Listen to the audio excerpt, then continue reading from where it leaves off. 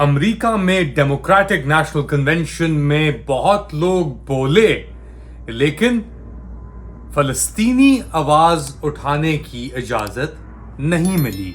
Late Ali show you के एक और एपिसोड में आप सबको खुशामदीद। Do like, subscribe and share this content. बात शुरू करते हैं जो अमेरिका में डेमोक्रेटिक नेशनल कन्वेंशन कई दिन से जारी है शिकागो के अंदर। उसमें बहुत बड़े बड़े शख्सियात आप कह लें, बोले, आवाजें उठाई, जिनमें बिल क्लिंटन मौजूद थे। हिलरी क्लिंटन भी आके उन्होंने बात की और ओपरा विनफ्री ने भी बात की। इसके साथ साथ जो अमरीकी डेमोक्रेटिक पार्टी के नायब सदर के मुंतखब किए गए हैं कोच वॉल्ट्स के नाम से, जो कमाला हैरिस के डेप्यूटी होंगे, वो भी बोले। एक मुख्तसर सी झलक जो स्पीकर्स बोले और उसके बाद गुफ्तगू को आगे बढ़ाते हैं कि कौन बोला और कौन नहीं। जरा सुनिए। It's the honor of my life to accept your nomination for Vice President of the United States. जी, तो ये सब लोग बोले डेमोक्रेटिक नेशनल कन्वेंशन में। ओपरा विनफ्री भी बोली यहां तक कि उनका एक सरप्राइज इंक्लूजन था, मगर कौन नहीं बोला? एक ग्रुप है फलस्तीनी अमरीकियों का और उनके हिमायतियों का, 24 डेलीगेट जो अनकमिटेड है। अनकमिटेड से मुराद के अमेरिका के अंदर जो पॉलिटिकल सिस्टम है वो डायरेक्ट डेमोक्रेसी एक तरीके से और इनडायरेक्ट डेमोक्रेसी एक तरीके से है।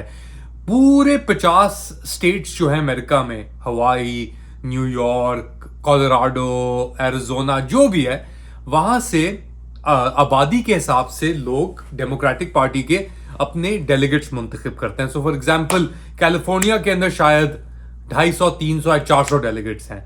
आइडाहो के अंदर शायद 30 या 40 डेलीगेट्स हैं। मुंतखब करके वो भेजते हैं कन्वेंशन पे और फिर ये डेलीगेट्स कहते हैं कि जी हम शिकागो के डेमोक्रेट्स या इलिनॉय के डेमोक्रेट्स मुंतखब करते हैं अपने वोट्स कमाला हैरिस के लिए। आइडाहो के हम डेमोक्रेट्स मुंतखब करते हैं अपने वोट्स कमाला हैरिस के लिए। इस तरीके से प्रोसेस चलता है और वो सब वोट्स टैली होके, और क्योंकि इसके अंदर से कोई चैलेंजर नहीं है सामने खड़ा हुआ, कोई ओपन ये प्राइमरी नहीं हुई या ओपन कन्वेंशन नहीं हुई। ओपन कन्वेंशन से मुराद के खुली कन्वेंशन में जाके लोग कह सकते हैं कि जी मैं कमाला हैरिस को नहीं, मैं XYZ को वोट दे रहा हूं। अपने जो हम वोट्स हैं कलेक्टिव उन्हें दे रहे हैं। तो ओपन कन्वेंशन में किसी भी तरफ चीज जा सकती है, मगर ये कन्वेंशन है बंद, क्लोज, यानी सब चीजें डिसाइड हो चुकी हैं।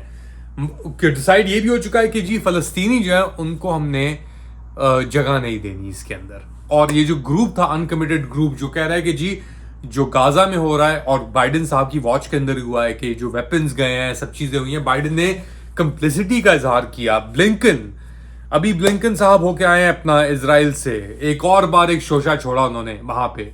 जब भी वो जाते हैं उसके बाद क्या होता है जी, एक और हमला। और आप तस्वीरें अगर देखेंगे जो गाजा से आ रही हैं, तो मैं तो इस चैनल पे नहीं चला सकता। बच्चा, उसकी खोपड़ी पीछे से उड़ी हुई है, उसका बाप उसे उठा रहा है, सिर्फ चेहरा आगे से नजर आ रहा है उसका।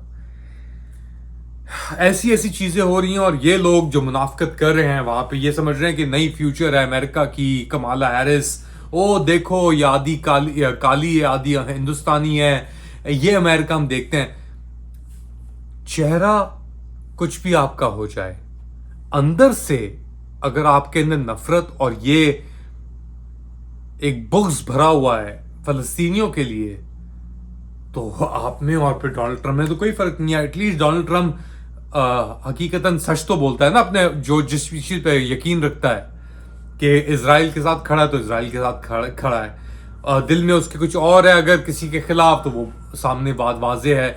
यहाँ पे तो ये अपने आप को प्रोग्रेसिव कहते हैं, ये सब चीजें करते हैं, और पीछे से जो बुनियादी इंसानी हकूक है की बात है, यानी गाजा हमारी जनरेशन का, हमारे लाइफ टाइम्स का जिस तरीके से चीज चल रही है, सबसे बड़ी एक human rights violation, war crime, जो आपने इसे कहना है। लोगों के अंदर पर कैपिटा इतनी मौतें हमने नहीं देखी। हाँ सही है, रुवांडा ऐसी जगहों के अंदर ये हुआ है सब कुछ, मगर इतने कम टाइम के अंदर इतने ज्यादा पर कैपिटा इस एरिया के अंदर, एक बहुत ही अजीब और गरीब बात है ये। और इसकी जिम्मेदार डेमोक्रेटिक पार्टी जरूर है, और डेमोक्रेटिक पार्टी के साथ साथ कमाला हैरिस भी हैं। अब ये क्या जीतेंगी नहीं जीतेंगी, रेस जो है वो करीब तो आ गई है, मगर अभी भी मेरे ख्याल से ट्रम्प साहब के पास ज़्यादा चांसेस हैं जीतने की, क्योंकि कमाला हैरिस हाँ उसने रोशनी डाल दी है, रैली कर लिया है अफ्रीकन अमेरिकन और दीगर तबके LGBTQ, मगर गाजा को लेकर तकरीबन 10% जो डेलीगेट्स हैं उन्होंने एक लेटर साइन किया है कि ये गाजा के अंदर जो ये बर्बरियत है इसे खत्म होना चाहिए। अच्छा, कन्वेंशन के अंदर ये जो इजरायली अमेरिकन एक हॉस्टेज है उसके वालदैन भी ने भी आके बात की, और इसका बंदे का नाम था बताता हूं आपको मैं, पोलिन ये बंदा था, ये 23 साल का है अमेरिकन हॉस्टेज। अक्टूबर 7 को इसको पकड़ा गया था, और इसके माँ बाप जॉन पोलिन और इसकी माँ जो है रेचल गोल्डबर्ग पोलिन, उन्होंने आके बात की कन्वेंशन के ऊपर, और ना सिर्फ ये कहा कि अपने बेटे को छुड़वाएं, ये भी कहा कि जी गाजा में जो ये कार्रवाई शुरू है, जंग शुरू है, ऐसे खत्म होना चाहिए। तो इन लोगों ने ज्यादा बढ़ के बातचीत की गाजा के हक में, हिमायत में। अच्छा, ये कुछ हो रहा है यहाँ पे अमेरिका के अंदर। दूसरी जानिब जो IDF के इंटेलिजेंस चीफ थे इजरायली डिफेंस फोर्सेस के, हलीवा, वो उन्होंने इस्तीफा दे दिया। अनाउंस किया था उन्होंने अप्रैल में, और अब आके फाइनली उन्होंने इस्तीफा दे दिया है। और उन्होंने ये कहा है कि जो भी अक्टूबर 7 को हुआ था वो हमारी रिस्पॉन्सिबिलिटी थी, मेरी थी, कि हमने वार्न नहीं कर सके हम कि ये चीज होने वाली है, हो रही है। और उन्होंने ये भी साथ साथ कहा है कि इसकी एक बहुत गहरी तहकीकात होनी चाहिए, वो तहकीकात जो नेतन्याहू साहब और इनकी कैबिनेट नहीं होना चाह रहे, क्योंकि वो चाहते हैं कि अगर कोई भी चीज खुल के सामने आएगी तो सबसे पहले वही फंसेगा। तो अब इस चीज को जितना ये घसीट सकते हैं, आगे बढ़ा सकते हैं, वो चीज करके मेरे ख्याल से अब बढ़ रही है। अच्छा, बाइडेन साहब की भी कॉल्स चल रही हैं, हो से खत्म करो, खत्म करो, खत्म करो, इलेक्शन से पहले खत्म करो। दूसरी जानिब ये खबरें आ रही हैं कि ट्रम्प साहब का राब्ता जारी है नेतन्याहू साहब के साथ। वो कह रहे हैं कि यार नवंबर से, इलेक्शन से पहले से खत्म मत करना, वरना कमाला हैरिस जीत जाएगी। यूक्रेन भी जारी है, यूक्रेन की जंग जारी है। यूक्रेन में की जंग को लेकर अपना पुतिन साहब की मुलाकात हुई है। चीन के जो आपके फॉरेन मिनिस्टर प्रीमियर है एक्चुअली चाइना के नए, ली क्यांग, उनकी क्रेमलिन के अंदर मुलाकात हुई है। चाइना और रशिया का एक बहुत इंपॉर्टेंट कॉम्पैक्ट है। रशिया के पास एनर्जी, तेल, गैस है, चाइना के पास टेक्नोलॉजी, प्रोडक्शन, मैन्युफैक्चरिंग है, और वो दोनों मिलके अब एक यूनाइटेड फ्रंट, याद रखें शी जिनपिंग और पुतिन साहब की मुलाकातें हुई हैं, बहुत ही, उसके अंदर कहा था कि एक नया एरा शुरू हो रहा है। तो इस चीज को रखते हुए मद्देनजर ये दोनों हेड ऑफ स्टेट्स ने मुलाकात की है कि क्रेमलिन में, और वहां पे इनके तबादला ख्याल हुआ है और अग्रीमेंट्स भी साइन हुए हैं।